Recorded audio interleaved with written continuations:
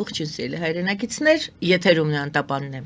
Եվ այժմ մենք զրուցելու ենք ազգային օրակարգ կուսակցության խորհրդի նախագահ Հայաստանի Հանրապետության նախկին դեսպան պարոն Արա Հակոբյանի հետ։ Ողջունում եմ պարոն Հակոբյան, շատ շնորհակալ եմ, որ ընդունել եք հրավերը։ Ասում են մինչ 3 երեկոյան, ասում են Իրանից սկսած մինչև Միացյալ Նահանգներ էլ աշխարհում երկիր չմնաց, որ չշնորհավորեն Հայաստանին եւ Ադրբեջանին այդ բանակցությունների ավարտի մասին հայտարարության կապակցությամբ եւ միայն Ռուսաստանն էր լռում։ Այժմ մենք գիտենք, որ նաեւ Ռուսաստանը արձագանքեց։ Իմ հարցս հետեւյալն է. ինչն են ըստ ձեզ շնորհավորում տարբեր երկրներ, այդ շնորհավորանքի բուն իմաստը որն էր, ինչին հասավ Հայաստանը արդյունքում, ինչին Ադրբեջանը եւ ինչի մասին է ընդհանրապես այդ հայտարարությունը, որ 17 կետերը արդեն համաձայնեցված են եւ ինչ է դրան հետևելու։ Տեսեք, խաղաղության պայմանագիր կոչված փաստաթղթի բանակցությունների ավարտի մասին է խոսքը, այսինքն փաստորեն հայկական կողմը հայտարարեց, որից հետո ադրբեջանական կողմը վերահաստատեց, որ խաղաղության պայմանագրի 17 կետերը համաձայնեցվեցին։ Եվ վերջի 2 կետերն էին մնացել ըստ հայկական կողմի եւ ըստ ադրբեջանական կողմի, որոնք դեռևս քննարկման ընթացքում էին, եւ այդ կետերը մեկը վերաբերվում էր, որ բոլոր հայցերը միջազգային ատյաններից պետք է դուրս հետ կանչվեն, եւ երկրորդ կետը վերաբերվում էր, որ որևէ երրորդ կողմի ներկայացություն պետքա չլինի սահմանների վերահսկողության երկայնքով։ Այսինքն առաջի կետը հայկական կողմի մասով նշանակում էր, որ փաստորեն մենք պետք է հրաժարվենք բոլոր այն հայցերից, որը վերաբերվում էր Ադրբեջանի կատարած հանցագործություններն այս ընթացքում 30-40 տարվա ընթացքում, եւ այդ հանցագործությունները եւ պատերազմի հանցագործությունները եւ մարդկայնության դեմ հանցագործություններ էին եւ փաստորեն էթնիկ մաքրումների եւ ցեղասպան գործողությունների մասին բաներ էին, հայցեր էին, եւ այդ հայցերը բոլորը ետ են կաչվելու եւ Հայաստանը ապագայի տեսակետից, եթե հավատարիմ մնան այդ փաստաթղթին, պետք է երբևիցե նմանատիպ պահանջներ Ադրբեջանի նկատմամբ չունենա։ Ադրբեջանն էլ իր հայցերը պետք է հետ կանչի, որոնք ինչքան ես հասկանում եմ, առեսպա հիմնականում կրում էին տնտեսական բնույթ։ Եվ մյուս խնդիրը դա փաստորեն եվրոպացիների, եվրոպական դիտորդական խմբի հետ կանչումն է սահմանից, այսինքն Ադրբեջանը պահանջում էր արդեն փաստացի տարուց ավել, որ այդ եվրոպական խումբը հետ կանչվի, դիտորդական խումբը հետ կանչվի եւ չդիտարկի, որտեվ Ալիևը մի անգամ չի որ ասել է, որ նրանք ունեն եւ ռուսական կողմը խիստ դժգոհություններ արտահայտում, ասել է, որ նրանք ունեն ոչ այնքան դիտորդական նշանակություն, այլ լրտեսական եւ վերջերս նույնպես Ալիևը դրա մասին 2 օր առաջ խոսեց եւ հայկական կողմը ի վերջո համաձայնվեց դա հետ կանչել, այսինքն տվյալ դեպքում երկու պահանջներ, վերջի 2 պահանջներ Ադրբեջանի պահանջներն էին եւ հայկական կողմը փաստորեն առանց վերապահումների այդ պահանջները ընդունեց եւ Նիկոլ Փաշինյանը դրա մասին 3 4 օրը վերջը բացատրություն տվեց, ասելով առայն, որ մենք վերադիտարկեցինք այս իրավիճակը եւ տեսանք, որ մենք կարող ենք այստեղ զիջումներ անել։ Եվ զիջումներ, այսինքն մենք կարող ենք ընդունելի մեր համար կարող է լինի այդ ադրբեջանական պահանջը եւ մենք որոշեցինք վերջնականացնենք փաստաթղթը համարելով դա ավելի առաջնային, քան այդ կետերում եղած մեր դիրքորոշումները։ Հիմա ինչ ասա, երբ որպես կանոն խաղաղության պայմանագրի այլընտրանք ներկայացնում է պատերազմը հայկական կողմի առաջնորդող, այսպես ասած Նիկոլ Փաշինյանը եւ իր վարչախումբը, այդտեղ կա շատ մեծ կեղծիք, որովհետեւ խոսքը խաղաղության մասին չի հիմա, խոսքը կապիտուլյացիայի մասին է։ Այսինքն մենք ոչ թե ունենք խաղաղություն թե պատերազմ դիլեման, այլ ունենք կապիտուլյացիա թե խաղաղություն դիլեման եւ փաստորեն ընտրվել է կապիտուլյացիան, որովհետեւ խաղաղության պարագայում դու ունես հիմնականում հավասար դիրքորոշումներ եւ հավասար զիջումներ եւ ի վերջո արդարություն։ տվյալ դեպքում արդարությունը այն է, ճակերտներում արդարությունը, որ հայկական կողմը հրաժարվում է իր բոլոր հայության եւ հայկականությանը վերաբերող պահանջներից, սկսած Արցախից, վերջացրած Նախիջևան եւ մնացած ամեն ինչից։ Մեր բոլոր հայկականությանը վերաբերող պահանջները մենք դնում ենք մի կողմ եւ անունը դրա դնում ենք խաղաղություն, թե չէ պատերազմ լինի, չէ, մենք դա ունենք կապիտուլյացիայի վերջի փուլը եւ որի հետ, ինչպես եւ դուք ասացիք, ամբողջ աշխարհը մեզ շնորհավորել է։ Ինչի է դա այդպես։ Իմ կարծիքով դա ունի պարզ բացատրություն, ոչ ոք չի ներկայացնելու այն դիրքորոշումները, որը դու պետք է ներկայացնես, խոսքը գնում է ազգային պետական դիրքորոշումների մասին, եւ ոչ ոք քո տեղը չի անելու այն գործը, որ դու պետք է անես։ Տվյալ դեպքում հայրենիքի պաշտպանությունը եւ հայրենիքի հետ կապված պայքարը ցանկացած հակառակորդի կամ թշնամու հետ։ Ոչ ոք դա չի անելու փոխան, եւ եթե դու ընդունում ես կրավորական կեցվածք, ինչ որ մենք ունենք այսօրվա վարչակարգի մոտ, եւ այդ ուղղությամբ է շարժվում, ապա աշխարհը ինչի պետք է դրա հետ չհամաձայնվի, առավել եւս որ գլխացավից, որի անունն է ճակերտներում գլխացավը, հայկական հարց, դու աշխարհին ազատում ես։ Առավել ես, երբ որ ցեղասպանության ճանաչում եւ հայրենազրկման ճանաչում եւ դրա հատուցում դու աշխարհին ազատում ես եւ այդ իմաստով տեղի ունեցավ բանի շնորհավորանքը հայկական եւ ադրբեջանական կողմին, որ այս բանակցությունները Հայաստանի համար կապիտուլյացիան ավարտվեց։ Կարող ենք ասել, որ մենք առ այդ պահը չկարողացանք ապացուցել կամ բացատրել աշխարհին նույն Արցախյան հարցի բուն իմաստը, այն էր հայերի իրավունքների պաշտպանությունը, այն էր թույլ չտալ հայաթափումը, այն էր չգալ այն կետին, որի մասին որտեղ մենք այսօր հայտնվել ենք։ Եվ այսօր դուք ասում եք, այո, մեզ շնորհավորում են փաստորեն կապիտուլյացիայի կապակցությամբ, այո, այդպես է։ Այդպես է պետք հասկանալ։ Մեզ շնորհավորում են այն փաստաթղթի կնքման, այսինքն կոչտե կնքման, որտեղ փաստաթղթը դեռևս չի կնքվել, կնքվի թե չէ, սա ես դրան կանադառնամ, դժվար է ասել։ Այնուամենայնիվ մեզ շնորհավորում են այս բանակցությունների ավարտի հետ կապված, որը կարող է բերի մեր համար կապիտուլյացիոն պայմաններով հայ-ադրբեջանական այս փուլի լարվածության բանին, ավարտին։ Բայց սա այս փուլի լարվածության ավարտը, որովհետև մենք ձեր հարցին պատասխանում ենք ոչ միայն Արցախի, այլ ընդհանրապես հայկական շահը, հայկական ազգային եւ պետական շահը այս քննարկումների բանակցություններ դժվար է ասել, որովհետև միակողմանի է եղել ադրբեջանական կողմի պահանջը եւ եղել հայկական կողմի կրավորական հանձնվաղական դիրքորոշումը, կապիտուլյացիա։ Մենք չկարողացանք եւ չուզեցինք հայկական ազգային եւ պետական շահը ներկայացնել։ Եվ Արցախի հետ կապված եւ ասեցի ոչ միայն այս բանակցություններում միայն թե ես նորից հարցը տալիս եմ, գուցե մենք աշխարհին չկարողացանք դա բացատրել։ Այս բանակցություններում աշխարհին նաև ինչի որովհետև աշխարհը այս բանակցություններին միջամտում էր եւ խառնված էր սկսած Ռուսաստանից հավաքական արևմուտք ԱՄՆ Եվրամիություն Իրան եւ այլն Չինաստան Հնդկաստան բոլորն էլ այս բանակցություններին այս քննարկումներին ներկային բայց մենք եկանք հետեւյալ հանգրվանին մենք աշխարհի սկսած Ռուսաստանից ԱՄՆ-ից Եվրամիությունից դա նույնպես Ադրբեջանի պահանջներ, ուզում եմ դա շեշտել, բոլորի միջնորդությունը, այսպես ասած, մի կողմ դրեցինք, ասացինք, որ իսկ Ադրբեջանը դա էր պահանջում մեզնից, ասացինք, որ մենք երկկողմ ավելի հեշտ խոսենք, այսինքն երկկողմ մենք ունենք մի կողմը Ադրբեջան, մյուս կողմը հայկական կողմը ներկայացնողներ, այսինքն մի կողմը պատերազմում հաղթած կողմ, մի կողմը պատերազմում պարտված կողմ, եւ բնական է, որ այդ քննարկումների արդյունքը պետք է լիներ կապիտուլյացիան, որովհետև եթե դու կապիտուլյացիան առաջի փաստաթուղթը ստորագրել ես, խոսքը գնում է 20 թվականի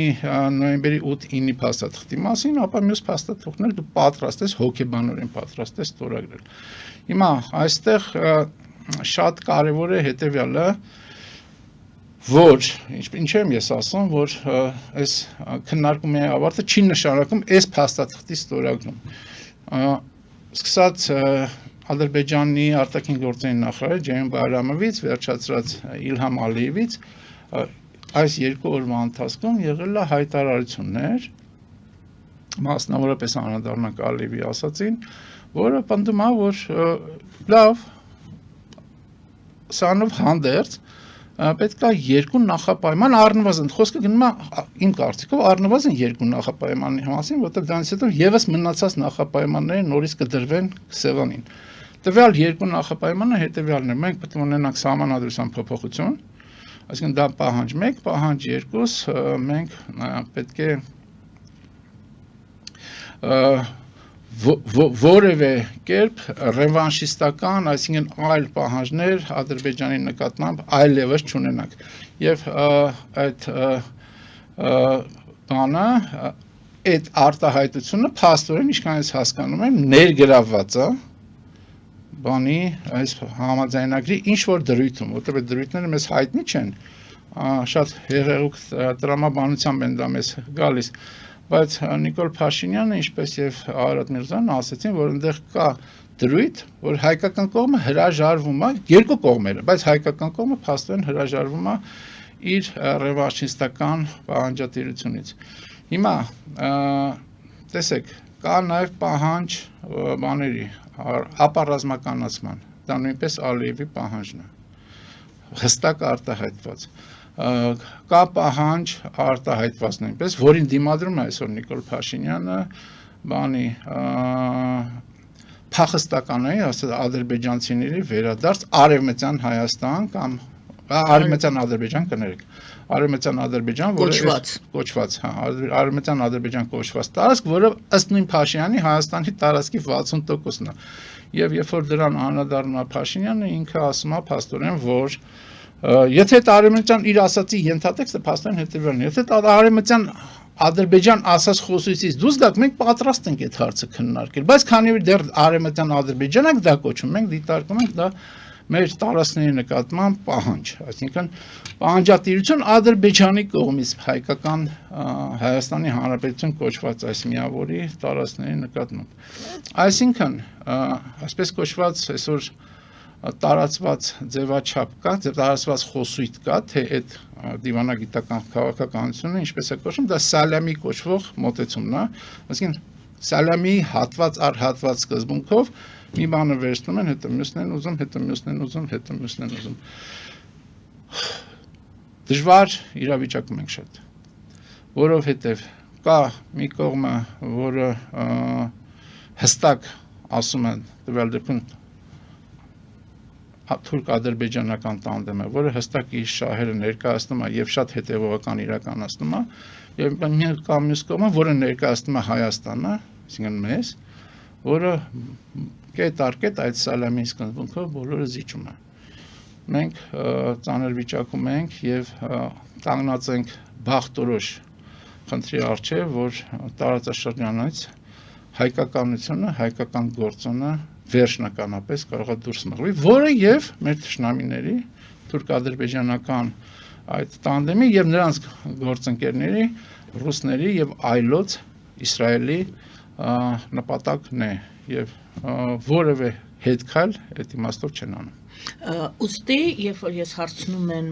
ինչն է շնորհավորում Հայաստանի մասով, դուք այսպես հպանցիկ ասացիք, ես հիմա ուզում եմ դա ավելի որպեսի հստակ լինի, արդյոք Հայաստանին շնորհավորում էին առ այն, որովհետև այն ինչ դուք թվարկեցիք, դրա համար չեն շնորհավորի, ենթադրում եմ, գուցե որ պատերազմ չի լինի Հայաստանում, Ադրբեջանը չի հարձակվի Հայաստանի վրա, գուցե դա խաղաղության այսպես գրավական է այդ հայտարարությունը։ Տեսեք, ես չեմ կարծում, որ այս փաստաթուղթը ստորագրելով որևէ գրավական կա կամ որևէ երաշխիք կա, որ պատերազմը ձեր ասած չի լինի, որովհետև սկսենք նրանից, որ պատերազմը միայն բան չի, ռազմական գործողություններ չեն։ Մենք ապրում ենք այսօր մի ժամանակահատվածում ամբողջ աշխարհում, որ պատերազմը կրում է հիբրիդային բնույթ։ Եվ հիբրիդային պատերազմը իր բոլոր այլ դրսևորումներով տնտեսական, քաղաքական, աշխարհաքաղաքական, բարոյահոգեբանական, մշակութային եւ այլն, այդ պատերազմը չի դադարում եւ չի դադարել ոչ մի պահ։ Ես օրինակ բերեցի 3 չառաջրվա Ալիևի ելույթների վերաբերյալ, որտեղ նա հստակ արտահայտում է, որ հայկական կողմը սանով չի բրծնի եւ շատ հստակ ուղիղ տեքստով ասում է մենք որևէ կերպ չենք մոռանա, չենք մոռացել եւ չենք մոռանալու թե ինչ ա արել հայկական կողմը մեզ հետ 30 տարի շարունակ։ Այսինքն Ալիևը այլ բան էլ է շատ կարևոր իմ կարծիքով ասելով որ հին աշխարհակարգը փլուզվել է, նոր աշխարհակարգի այսօր ձևավորումն է ընթանում եւ այս փուլում առնվազն այս ձևավորման փուլում առաջնային է բիրտ ուժը։ Այսինքն որևէ փաստացի կանոնակարգում իրավական միջազգային ատյաններում եւ այլն փաստացի արդյունավետ չի, ասում է Ալիևը ուղիղ տեքստով։ Եվ ասում եմ, որ մենք Ադրբեջանը վերահաստատեցինք արդարությունը, որը համապատասխանում է բանին, միջազգային բաներին, համակարգմանը, միջազգային իրավական դաշտին ուժով։ Մենք դա գիտակցեցինք եւ վերահաստատեցինք եւ ուժնա ըստ հայտնի մեր հայկական հայտնի Նժդեյը ասած բանաձևի ուժնա որ ծնում է իրավունք։ Հիմա Ալիևը ասում է որ ես ուժեղ եմ եւ իմ իրավունքը աներկբայ է։ Իմիջիալոց էլի շատ հետաքրքիր բան ասում Ալիևը, որ իրենք այս ձևաչափին ուժ կուտակելու եւ ուժով իրանց խնդիրը լուծելու այդ քաղաքականությունը եւ այդ հնարավորությունները ունեցան 2005 թվականից սկսած։ Նորից կրկնում եմ 2005 թվականից սկսած։ Այսինքն ասես մենք 20 տարի է այդ սկզբունքով ենք շարժվում եւ տեսնում ենք որ արդյունավետ ենք։ Հիմա հարց 2005 թվականին Հայաստանում ով էր իշխանության։ Եվ ինչա 2005 թվականը Ալիևը նշում։ Պարզ, որովհետև 2005 թվականից սկսած փաստորեն իրենց գազային եւ նավթային այդ ծրագրերը սկսեցին եկամուտ բավարար եկամուտ բերել, որպեսզի Ադրբեջանը զենքի եւ զինվածությամբ իր բանում մակարդակում էապես սկսի Հայաստանից առաջ անցնել։ Իսկ այդ բաները հնարավորությունները գազի եւ նավթի եւ երկաթուղու, որը նրանք ենթակառուցվածքների որ տարիներին են ձևավորվել 90-ականների երկրորդ կեսից, այսինքն 90-ականների չէ, 95 թվականից հետո եղած վիճակներից մինչև նույն 2005-ը ոնց որ ինքն է նշում։ Բայց հայկական կողմը, որ այդ ժամանակ ուներ տեսանելի առավելություն, այդ թվում ռազմաքաղաքական տեսանելի, ինչեր թույլ տալիս որ Ադրբեջանը այդ կուտակումները սկսի ունենալ։ Այսինքն նախապատրաստական այդ աշխատանքները անի եւ հետո այդ աշխատանքների կուտակումներով սկսի ավելի բարձր մակարդակի ռազմական ներուժ ստեղծել, քան Հայաստանը։ Բայց հայկական այդ ժամանակվա իշխանությունները ինչ էին դա թույլ տալիս։ Ինչ էին գնում Ադրբեջանի օրակարգով։ Ռուս-ադրբեջանական, եթե կուզեք օրակարգով, ռուս-թուրք-ադրբեջանական օրակարգով, ինչ էին գնում, ինչ էին սատարում կամ սպասարկում այդ օրակարգը։ Ինչու էին։ Որովհետև ես մի անգամ չի որ ասել եմ, կրկին ասեմ, 90-ականների սկզբերից 30 տարուց ավել Հայաստանում արկայա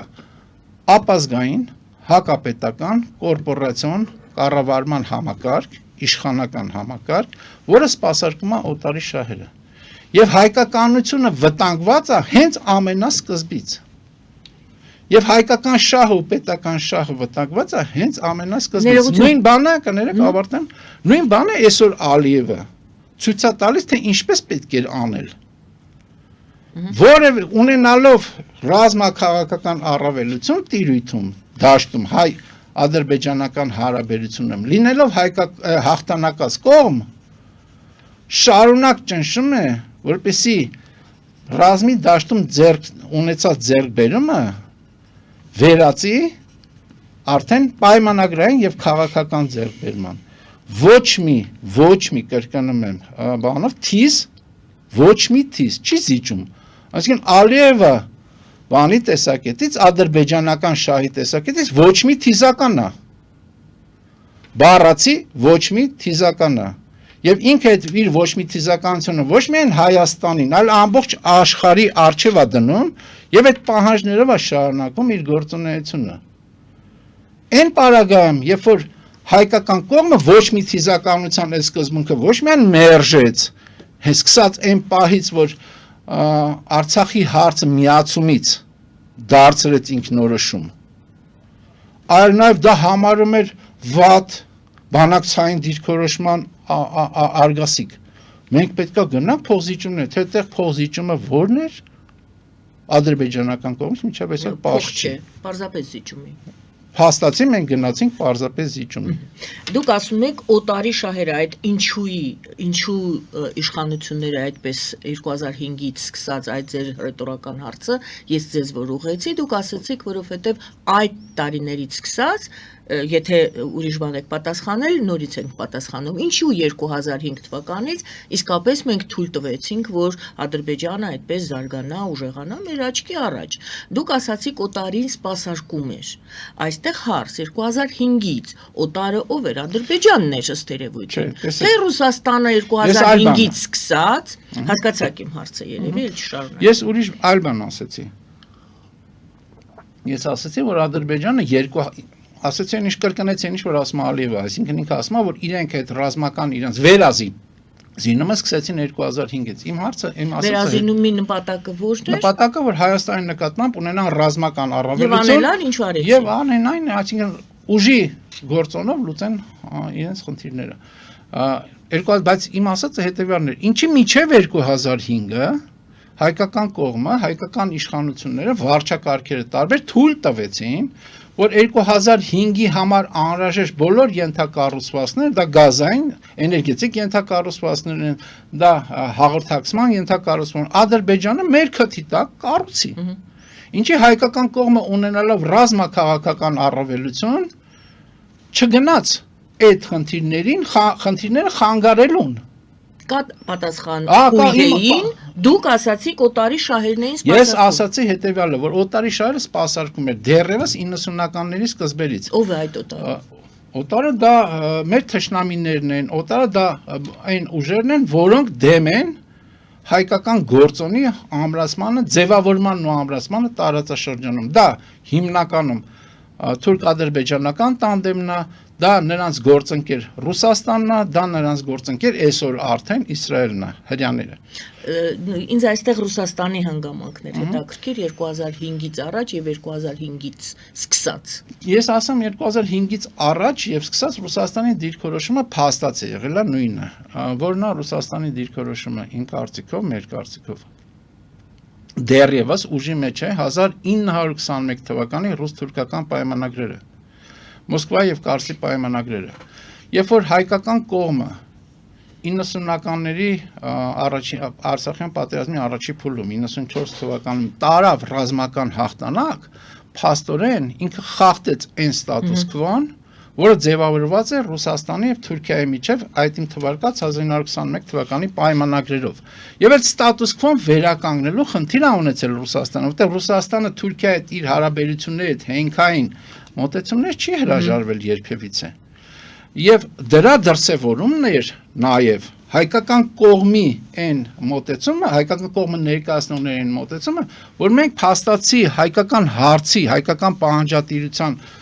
ձևաչափից Արցախի մասում, այսինքն միացումից անցանք ինքնորոշման։ Իսկ երբ որ դու անցնում ես ինքնորոշման այս համատեքստում, դա նշանակում է փաստորեն եւ ուղղակի եւ անուղղակի դու ճանաչում ես այն պայմանագրերը 1921 թվականի, որով ձևավորվել է այս իրավիճակը։ Որովհետեւ եթե դու գնում ես պահանջատիրության, դու ճանաչում ես փաստորեն այդ պայմանագրերի ապօրինի լինելը միջազգային իրավունքի տեսակետից։ Այսինքն դու ասում ես, որ դու բռնազավթվել ես, որ դու բռնակցվել ես,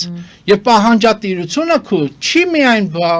ավարտվում Արցախով, դա վերաբերում է նաեւ Նախիջևանին, դա վերաբերում է Արևելյան եւ Արևմտյան Հայաստանի այլ մնացած տարածքներին։ Իսկ եթե դու ճանաչում ես այդ պայմանագրերը եւ այստեղ դնում ես միայն ինքնորոշման խնդիր, դա լրիվ ուրիշ մոտեցում է, որը բավարարում էր Ռուսաստանին եւ թուրք-ադրբեջանական տանդեմին եւ այդ ամեն ինչը բերվեց այս հանգրվանից։ Փորձում ենք հանրագումարի բերել եւ այսպես ինչի մասին էր այս հայտարարությունը փաստորեն դուք եւս նշեցիք, որ 17 կետի մասին է խոսվում, որից վերջի 2-ը անընդհատ հայտարարվում էր ինչի մասին չեն համաձայնվել, բայց 15-ի մասին տեղյակ չենք, այսպես է Պանցիկ եւ Արարատ Միրզոյանը եւ Փաշինյանը ժամանակ առ ժամանակ ասում են այս հարցը չկա մեջը, այն հարցը մասնավորապես փախստականների վերադարձը չկա մեջը, այս հարցը չկա, բայց ինչ կա մեջը մենք չգիտենք։ Դա գիտեք ընդհանուր գաղափար ունենք, բայց եթե մենք կարող նստենք եւ ասենք 17 կետը հետեւյալն են, սա, առաջինը մենք չգիտենք ինչ է մտնում։ Այդ մանրամասները Երկրորդը իմ հարցին արդյոք սա գրավական բառ օգտագործեցի կամ հիմք է տալիս գոնե վստահ լինել, որ կողմերը գնում են դեպի փող ըմբռնման, այլ ոչ թե դեպի պատերազմ, դուք ասացիք դա էլ չի երաշխավորվում այս հայտարարությամբ։ Բնականաբար դա չի երաշխավորվում, ավելին երբ որ դու նորից իմ ասած սկզբունքով հանձնում ես մի բան, դրանից հետո հետևում է մյուս հերթական պահանջը քեզնից որևէ նոր բան հանձնելու։ Եվ մենք դրան ակնառու տեսանք այս 2 օրը։ Այո, այսինքն այլ կերպ ասած, այո, հայտարարել է որ 17 կետը կա, բայց քանի որ կա մի շարք նախապայմաններ, որոնց կատարումից հետո նոր կարող են կողմերը նստել եւ խաղաղության պայմանագիր կնքել, դա նշանակում է դեռ այս պահը խաղաղության պայմանագրի ստորագրության մասին դեռ խոսք չկա։ Այո, խաղաղության պայմանագրի մասին, ստորագրության մասին հայկական կողմը ներկայացնողները ասացին մենք օր առաջ սկսելու ենք Ադրբեջանի հետ պայմանավորվածությունները, թե ինչպես պետքա լինի դա, Ադրբեջանը դրեց իր հերթական նախապայմանները, մասնավորապես այդ նախապայմաններից առաջնային դա Այո, պարզ է։ Այսինքն 17 կետ Ադրբեջանի համար պլյուս եւս այլ նախապայմաններ։ Անհայտ թիվ։ Անհայտ թիվ, այո։ Պլյուս անհայտ թիվ։ Ինչքան կլինեն այդ նախապայմանները, ինչպեսին կլինեն, դժվար է ասել։ Շնորհակալ եմ, եկեք գովազդ հայտարարենք եթերում, սիրելի հայրենակիցներ, գովազդի եթերում տեսնում եմ կան հեռախոսազանգեր, սիրով կընդունենք հեռախոսազանգերը մեր հաղորդման հաջորդ հատվածում, գովազդի եթերում։ Սիրելի հայրենակիցներ, հիշեցնեմ, որ մենք զրուցում ենք Հայաստանի Հանրապետության նախկին դեսպան Արա Հակոբյանի հետ, ազգային օրակարգ կուսակցության խորհրդի նախագահ։ Պարոն Հակոբյան, բոլորս էլ հիշում ենք, պարզապես ես ուզում եմ այսպես ուշադրությունը դրա վրա դարձնել, որ այս հայտարարությանը Ադրբեջանի եւ Հայաստանի, որը մենք այդ 17 կետեր արդեն համաձայնեցրել ենք եւ այսպես սենսացիոն բոլորը շնորհավորեցին, որպես սենսացիա ընդունվեց, դրան նախորդել էր նախ թուրք այդ լրագրողների այցը, դրան նախորդել էր Արարատ Միրզոյանի այն հայտարարությունը, որ մենք Թուրքիայի հետ շատ սերտ, շատ դինամիկ բանի մեջ ենք, աշխատանքի մեջ ենք, փորձում ենք գալ ընդհանուր հայտարարի եւ մեր նպատակներն են դիվանագիտական հարաբերությունները, մեր նպատակներն են սահմանների բացումը, դրան նախորդել էր էլի Թուրքիայի ներկայացուցիչներից մեկի հարցազրույցը նույն Ադրբեջանում ադրբեջանական լրատվամիջոցին, որտեղ ասեց դիվանագիտական հարցերը դեռ շուտ է դրա մասին խոսելը, բայց մենք շատ ուշադիր ենք, մենք շատ ուզում ենք ամեն ինչ անել, որպեսզի Հայաստանը եւ Ադրբեջանը կնքեն խաղաղության պայմանագիր։ Արդյոք հիմա հարցս գալիս է հայ-թուրքական հարաբերություններին։ Արդյոք իսկապես Թուրքիան շահագրգռված է Հայաստանի հետ հարաբերությունները լավացնելու, քանի որ նա նախապայման որպես իրեն համար նախապայման, այսինքն մեզ համար նախապայման իր կողմից դրվել էր հայ-ադրբեջանական ձեր հարաբերությունները կարգավորեք, հետո նոր եկեք մեր դուռը, հիմա նա ասում է եկեք ես օգնեմ ձեզ, իսկապես հարցը դրա մեջ է, իսկապես Թուրքիան օգնում է եւ շահագրգռված է, որ Հայաստանը եւ Ադրբեջանը կնքեն խաղաղության պայմանագիր, որպեսզի մենք հետո արդեն կարողանանք ձեզ հետ հարաբերություններ պարզեն։ Ինչպիսին է Թուրքիայի մտադրությունը։ Տեսեք, Թուրքիայի մտադրությունը նույնպես, ինչպես եւ Ադրբեջանի մտադրությունը, եւ դա ընդհանուր մտադրությունը շատ հստակ է։ Թուրքիան իհարկե շահագրգռված է, որ Հայաստանը ստորագրի կապիտուլյացիոն վերջնական փաստաթուղթը։ Այսինքն այն փաստաթուղթը, ինչպես մենք արդեն քննարկեցինք, որը կոչվում է խաղաղության փաստաթուղթ, այդ փաստաթուղթը կապիտուլյացիոն փաստաթուղթ է։ Դե Թուրքիան բնական է դառնում շահագրգռված է։ Առիթ ունեցել եմ ասել եւ կրկնվեմ, երբ որ վերջերս մոտ մի 10 օր առաջ Ալիևը գնացել էր Թուրքիա գազային հերթական իրենց գործարքը կնքելու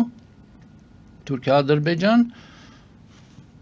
եղավ հստակ, շատ հստակ հերթական անգամ դիրքորոշման արտահայտում, որ իրենք երկու պետություն են, մի ժողովուրդ։ Այսինքն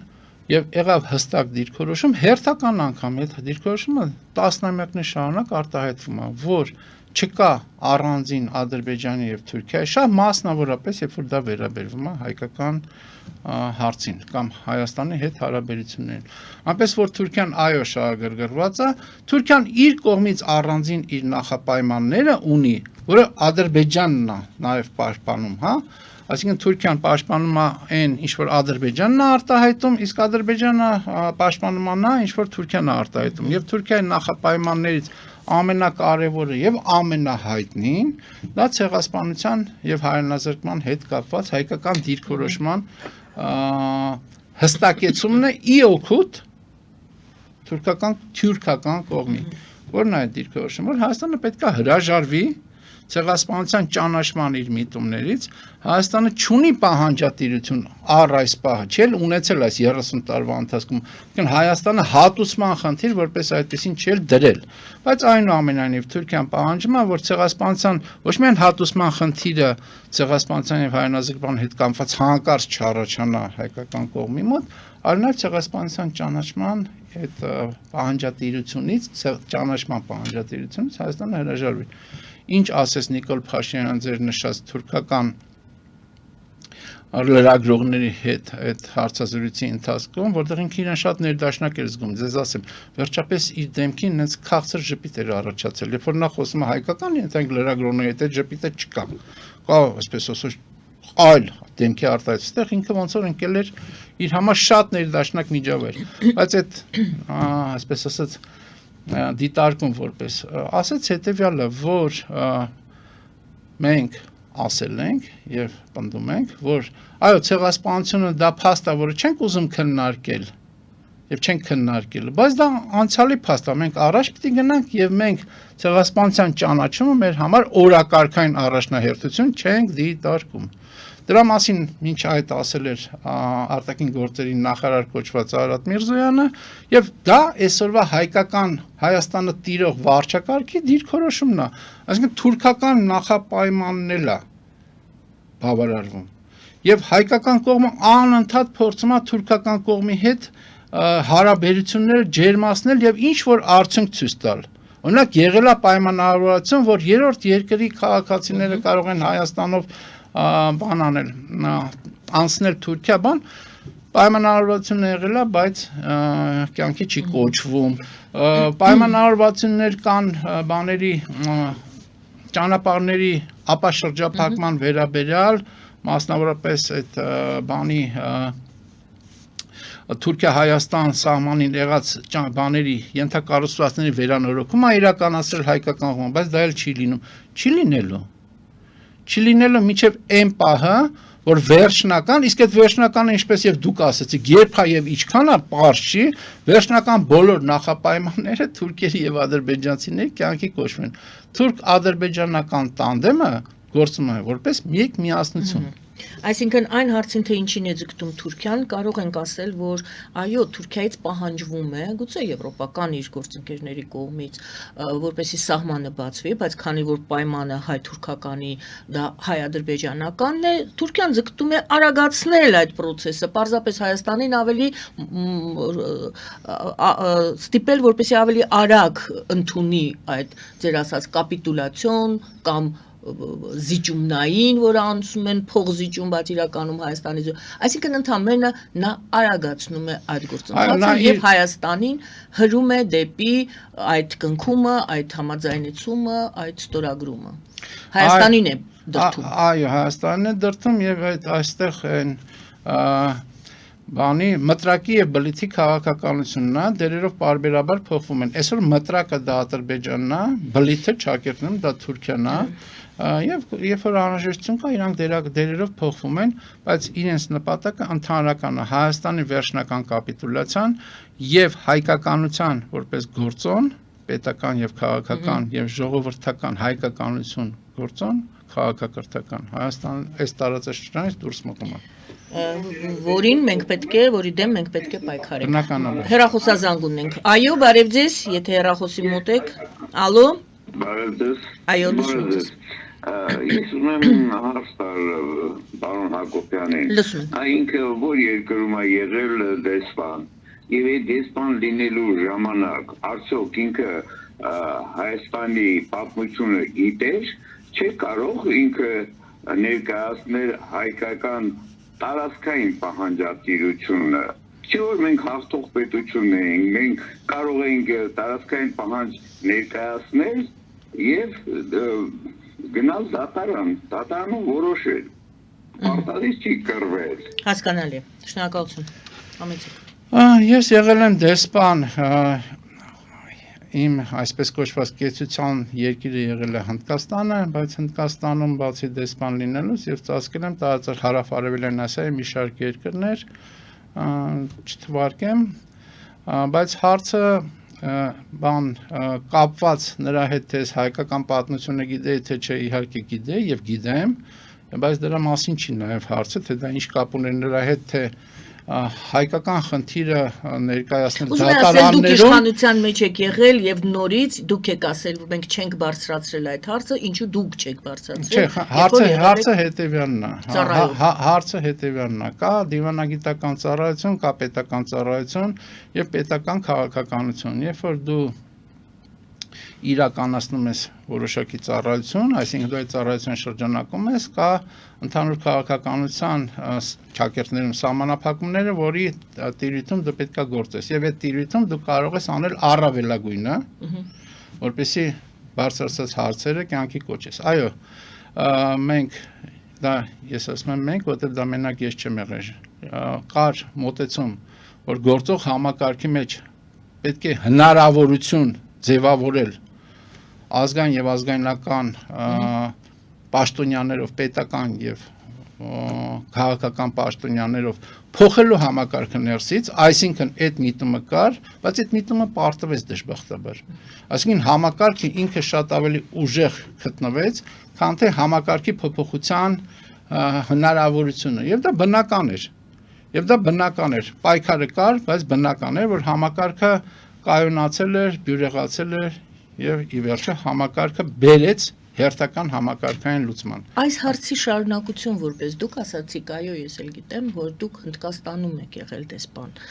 Հայ-հնդկական հարաբերությունների կամ Հնդկաստանի կողմից դեպի Հայաստան, Հայաստանը ինչ հետաքրքրություն էր այն ժամանակ, այսօր ընդհանրապես ինչ-որ էվոլյուցիա է կրել այդ հարաբերությունները, այդ հետաքրքրությունները եւ իսկապես ինչի վրա կարող են հիմնված, ինչու մենք կարող ենք վստահ լինել, որ միայն մենք նորդ չենք հնդկական զենքի, այլ ինչ որ հետաքրքրություն էլ կա։ Տեսեք, հետաքրքիր հարց եք տալիս, հայ-հնդկական հարաբերությունները իրականում, եթե մենք մի քիչ շեղվենք մեր հիմնական թեմայից, գնանք այսօր առօրյական թեմա է, գնանք երկկողմ հարաբերությունների դեպի հայ-հնդկական հարաբերությունները իրենք քաղաքակրթական հենք ունեն։ Այսինքն իրանք հազարամյակների հարաբերություններ են եւ այդ հազարամյակների հարաբերություններում կա նաեւ այդ ընդհանրական ինքնության ընդհանրությունը, որովհետեւ Հնդկաստանը եւ հնդիկները դա երևի աշխարհի եզակի ազգերից են, որոնք կարելի ասել պաշտոնապես երկիրը բաժանում են երկու հատվածի իր բովանդակային իմաստով արիներ եւ դրավիդներ, այսինքն արիները դա փաստացի այն ուժերն են, այն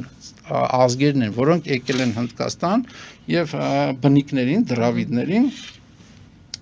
բան են արել հյուսիսից մղել են դեպի հարավ եւ հետո ընդհանուր մի հատ ներդաշնակ բավականաչափ գաղափարաբանությամբ պետություն են ձևավորել։ Այսինքն արիական այդ ինքնությունը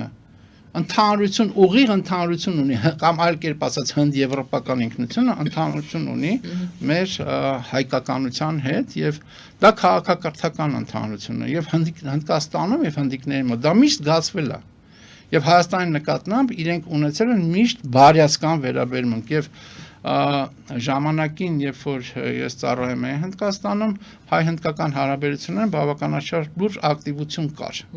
Այդ թվում ակտիվություն կար ռազմական, քաղաքական հարաբերությունների համատեքստում, բայց Այսինքն դա նորություն չի։ դա նորություն չի, չէ, դա նորություն չի, դա Ավանդույթ արված աշխատանքի այսօրվա արդյունքներից է, բայց այստեղ մի շատ կարևոր բայց կա։ Հնդկաստանի աշխարհ-քաղաքական մոտեցումը փոխվեց եւ այդ մոտեցումը արտահայտվում է նաեւ Հայաստանի հետ հարաբերություններում, երբ որ Հնդկաստանում եղավ իրական իշխանափոխություն,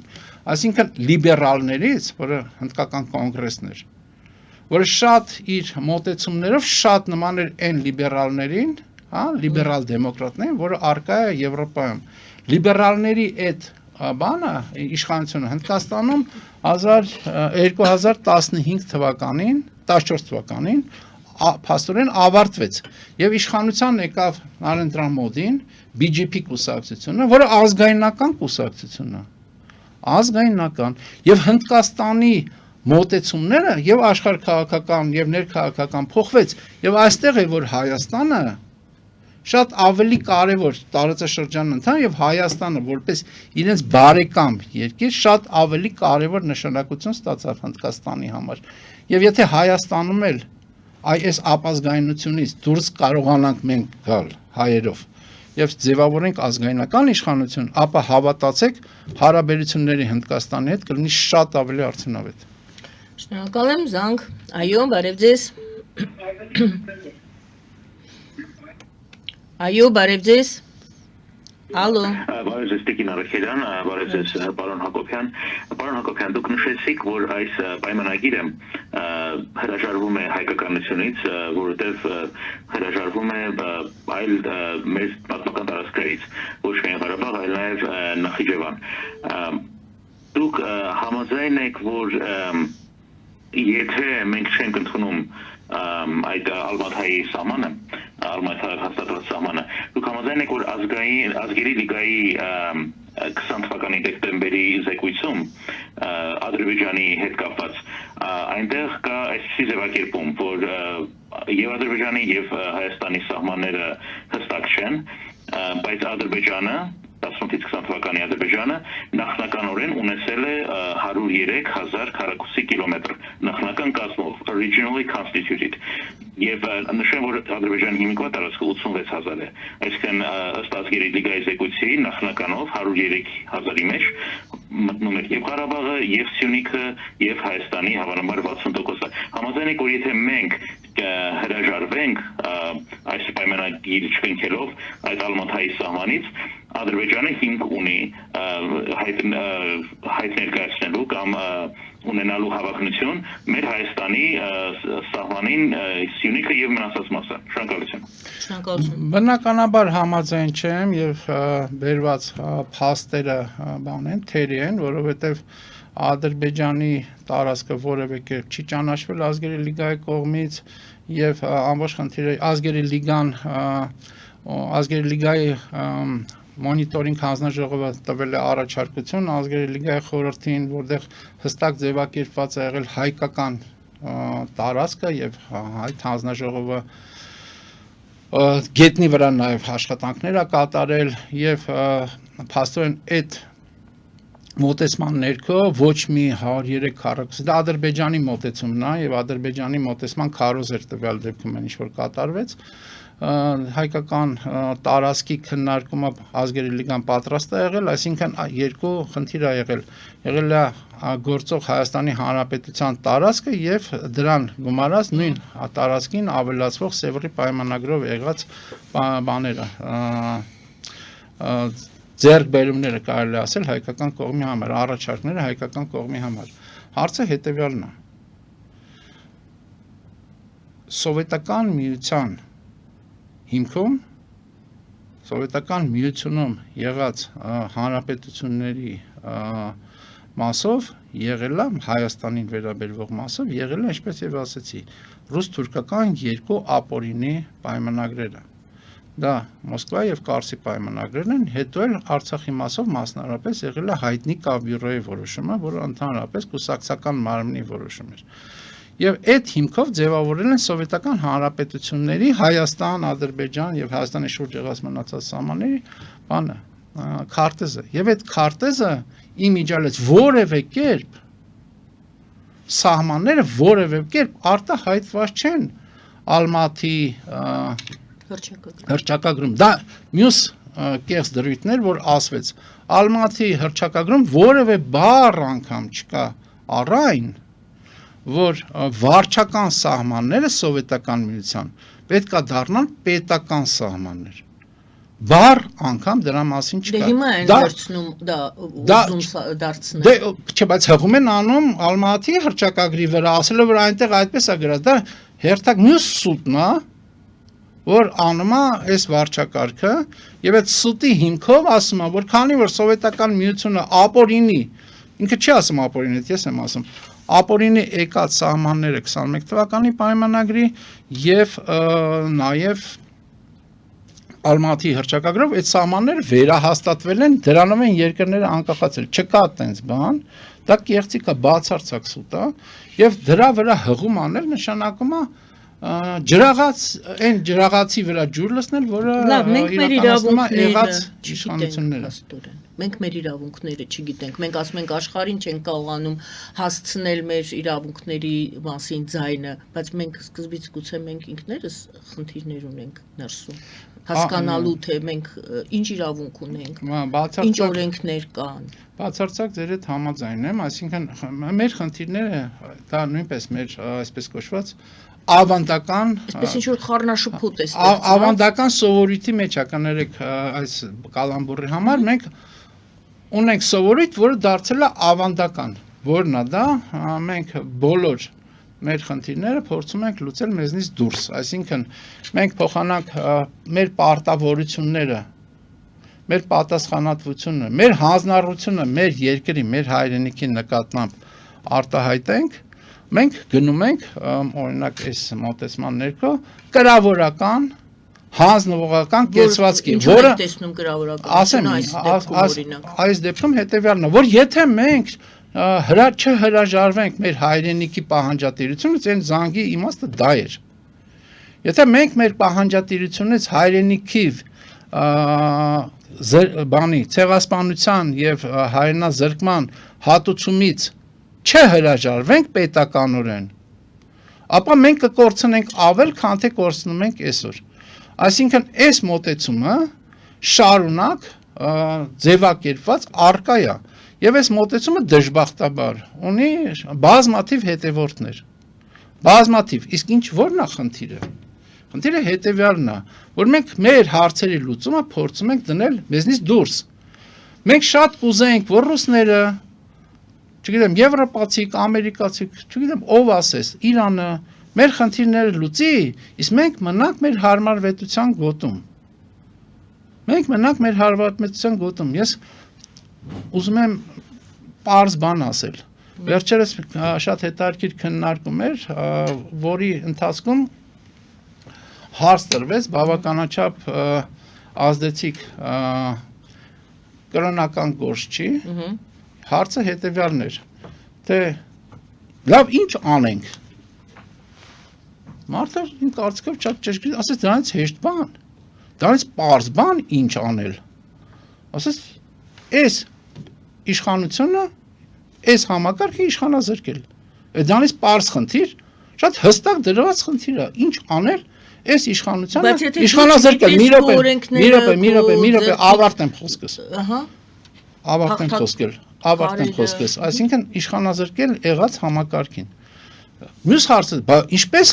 իշխանազրկել, ասեց, էլի շատ պարզ պատասխան տվեց, ասեց, որպեսզի իշխանազրկել,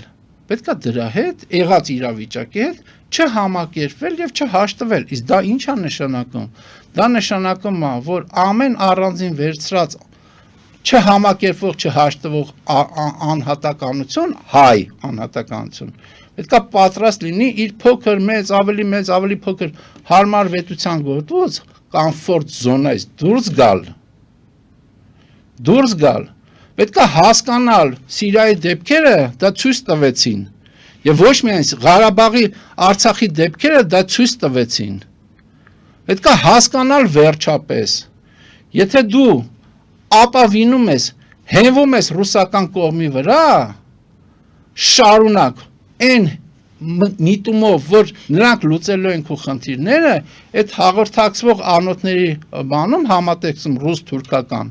դու վերջում մյուս փուլում հայտնում ես թուրքի ձեռքերում։ Զանգ, այո, լսում ենք ձեզ։ Բարև ձեզ։ Ուզում եմ ասել, որ որոշ հիմարներ զանգում են անհասկանալի բաներ են ասում։ Եկեք չհայհոյենք, դուք եթե հարց ունեք, խնդրում եմ, եթե ձեր հարցը։ Ասում, որ Հնդկաստանում դեսպան այրել, որոշ հիմարներ զանգում են, ասում են 103,000 քառակուսի մետր այլ Ադրբեջան։ Բայց ինչ որտեղ Ալմատայի փաստաթուղթը մեր համար քարտ է ինչ որտեղ։ Թե Ադրբեջան չի եղել, եթե պատմությունը լավ գիտեն։ Փաստական տարածք։ Լավ, դուք ուզում եք ասեք, որ Ալմաթայի հռչակագրի վրա հենվելը այս պահին շատ ճիշտ որոշում է, դա եք ասում։ Ինչ որտեղ այո։ Եթե ուրիշ հարց չունեք, հնարավորություններով շնորհակալություն։ Ադրբեջանը ուժեղ է։ Մենք չենք կարող իրան դեմ։ Հասկանալի է։ Եթե արձագանք ունեք, եթե չէ հաջորդ զանգը, փաստորեն նա ասում է Ես արձագանքեցի, արձագանքել եք արդեն դրա մասին է, խոսքը ժամանակն է վերջանում։ Այո, լսում ենք ձեզ։ Ալո։ Բարև ձեզ։ Մի փոքր ռեպլիկ ասեմ այդ նախորդ խոսողի մասին, որ էլի ասվեց։ Ձեր հյուրը պետք է զարմանա, որ նույնիսկ Ամերիկայում կա նաև Նիկոլի պրոպագանդիստների պետք է զարմանալ դրա վերաբերյալ։ Հիմա հարցը ուրիշ բան եմ ասնա։ Տեսեք, դերասպանության հետ կապված Հայաստանի արտաքին հարաբերությունների առաջնագծում երբեք չի եղել ցեղասպանության հարցը։ Սկսած Լևոն Տեր-Պետրոսյանից եւ մինչեւ հիմա այդ իմաստով Նիկոլը ստեղ ոչ մի նորմալություն չի արել։ Հաջորդ հարցը հիմա տեսեք, երբ որ Լիսաբոնի գագաթնաժողովն էր, Լևոն Տեր-Պետրոսյանը մի օր մի հատ հետաքրքիր բան պատմեց։ Ասաց, որ մինչև վերջի օրը բոլոր հարցերը լուծում էին ոնց որ թե մեր օգտին։ Եվ նախորդ օրը ասած, երբ որ մենք խոսեցինք ժամանակվա բանի հետ, Օսիպյանի հետ, ասած, որ ամեն հարցերը մեր օգտին են, ոնց որ թե դասավորվում, բայց ասում եմ, որ մենք գնացինք Լիսաբոն իջանք, տեսանք, որ Օսիպյանը բանը սպրտավ, ասած, ինչ ա եղել, ասած, վերջի պահին, ասած, ամերիկյան ինչ-որ նավթային կոմպանիաներ հարցը դրել են շատ խիստ եւ փոխել են ուրեմն որոշումը Ադրբեջանի օգտին։ Եվ ժամանակ եթե հիշում եք Լևոն Տեր-Պետրոսյանը վետո դրեց որոշման վրա։ Հիմա մի ուրիշ հարց է այստեղ կա։ Ժամանակին Վազգեն Սարգսյանը 90 Մեր ժամանակն է ավարտվում, իսկ դուք հարցը դեռ չեք տվել։ Տվել եմ։ Հիմա նայեք, Վազգեն Սարգսյանը հայտարարեց, որ քանի Ղարաբաղի հարցը չի լուծվել, ես չեմ թողնի, որ այդ գազամուղը աշխատի։ Եվ լավ գիտեք պատմությունը ոնց եղավ, եւ Վազգեն Սարգսյանի սպանելուց ընդամենը 2 շաբաթ հետո այդ գազային բանի նավթագազային նավթամուղի ուրեմն բանը կնքվեց, պայմանագիրը կնքվեց արտասահմանյան կոմպանիաների հետ։ Դրանից հետևությունն է գալիս, որ միակ բանը, որ Վազգեն Սարգսյանը փորձեց անել եւ նրա գլուխը կերան, այսինքն դա նշանակում է, որ այստեղ կար ուրեմն խոսքը հենց դրա մասին է, որ երբ որ փորձվեց Հայաստանի կողմից այդ հարցը դնել, ստորեցին։ Բարի, սիրելի հայրենակիցներ, ABC TV սիրելի շատ իմ կողմից շատ հարգելի եւ սիրելի հեռուստադիտողներ, ես ցավով նշում եմ, որ մեր եթերաժամ ավարտվել է։ Ես կշարունակեմ եւ պարոն Հակոբյանը կպատասխանի այս վերջին զանգին, ես տեսնում եմ, որ կան զանգեր, ես զանգերը կշարունակեմ ընդունել, բայց ձեզ հետ եթերը արդեն եթերը ավարտվել է, պետք է ձեզ հրաժեշտ տամ եւ մենք շարունակենք ուղիղ եթերով NT.am մեր կայքով հեռարձակել այս հաղորդման շարունակությունը։ Ձեզ հրաժեշտ եմ տալիս, բարին ընձեզ, եւ այսպես ցեղասպանության թեմաներ։ Ասում էր, որ Լևոն Տեր-Պետրոսյանից սկսած դա օրակարգում չի եղել այդ։ Ճիշտ դիտարկում է Լևոն Տեր-Պետրոսյանի մասով, այո, երբ որ 80-ականների վերջին եւ 90-ականների սկզբին ձևավորվում էր հայկական այս պետությունը, Լևոն Տեր-Պետրոսյանը եւ իր ջատագովները փորձում էին հնարավորինս զերծ մնալ ցեղասպանության ճանաչման, առավել եւս ել եմ կրկնում հայրենազրկման եւ դրա հատուցման հետ կապված խնդիրների մասով եւ անգամ անկախության հռչակագիր հիմնարար փաստաթղթում այդ ամենը հեղեղուկա շատ արտահայտված։ Այնուամենայնիվ 90-ականների վերջին եւ 2000-ականի ընթացքում ինչ Նիկոլ Փաշինյանը այնուամենայնիվ առնվազն բանով, որպես առաջնահերթություն արտահայտված էր, կրկնում եմ, ցեղասպանության ճանաչման առաջ մղումը աշխարհով մեկ։ Այսինքն դա հայկական արտաքին քաղաքականության առաջնահերթություններից մեկն է եղել, չի կարելի շղթել այն ինչ որ իրականությունն է եղել։ Չհայտարարված, Չէ, հայտարարված, այո, հայտարարված, դա եղել է առաջնահերթություն։ Այլ հարց որ ասվել է նաև երկրի ղեկավարի կողմից, երկրորդ նախագահի կողմից ասվել է, որ պահանջատիրության տեսակետից բաների իրավունքների պահանջատերը դա Հայաստանի Հանրապետությունը չի, դա Սփյուռքում գտնվող հայ ժողովուրդն է, այսինքն հայկական պետականությունից պահանջատիրությունը այնուամենայնիվ դուրս էր մղված, որը այդ ցեղասպանության ճանաչումը, բայց հատուցման դուրս մղումը ցեղասպանության ճանաչումը դարձնում էր ինքնանպատակ, որը արդյունավետ չէր բացարձակ։ Այդ այլ բան, բայց որ ցեղասպանության ճանաչման իմաստով աշխատանքները տարվել, դա չի կարելի շղթել։ Շնորհակալ եմ պարոն Հակոբյան, շատ շնորհակալ եմ այսօրվա զրույցի համար,